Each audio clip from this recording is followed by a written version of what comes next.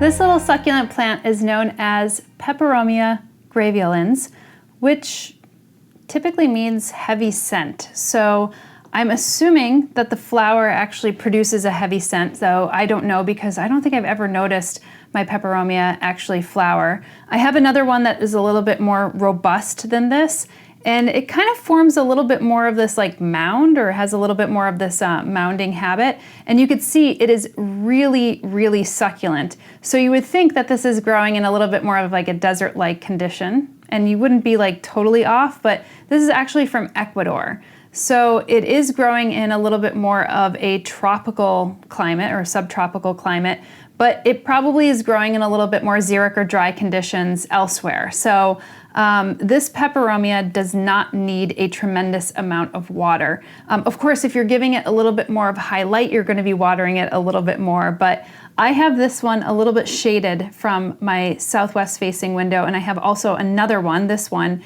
is in my northeast facing window. So, and both are actually doing pretty well. Like, you know, you can't complain as long as you're not like overwatering them, because they will rot. So you want to be a little bit more mindful on how much you're watering them, and also give them a little bit more of a well-draining soil. So this one has a little bit more of a bonsai mixture with some perlite, you know, something that the water could actually drain a little bit more thoroughly, especially if you're a little bit more like heavy-handed in the watering front.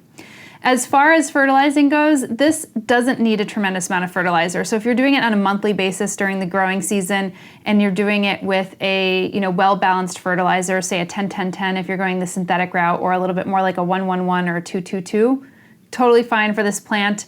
You could see also this kind of like boat-shaped or canoe-shaped leaf. That's what they're often called. I think they look like a little bit more like hot dog buns, but typically I would say that this is probably growing in a little bit more understory yet dry conditions.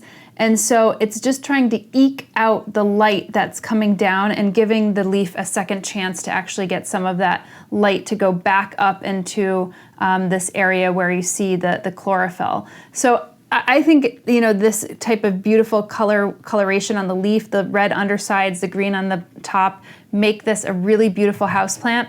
I don't know why you can't find this a little bit more regularly. I do think that this is actually considered vulnerable or like endangered, one of those in the wild, because it's not coming from too many places.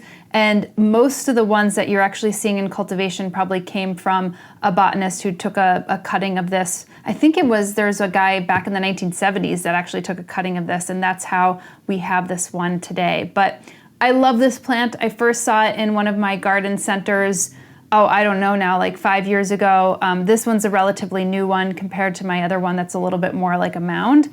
But really a joyful plant to grow, and a very cool Peperomia. And I guess if you get it to flower, and if it smells pretty redolent, tell me, because I don't think I've ever noticed the Peperomia flower on this one.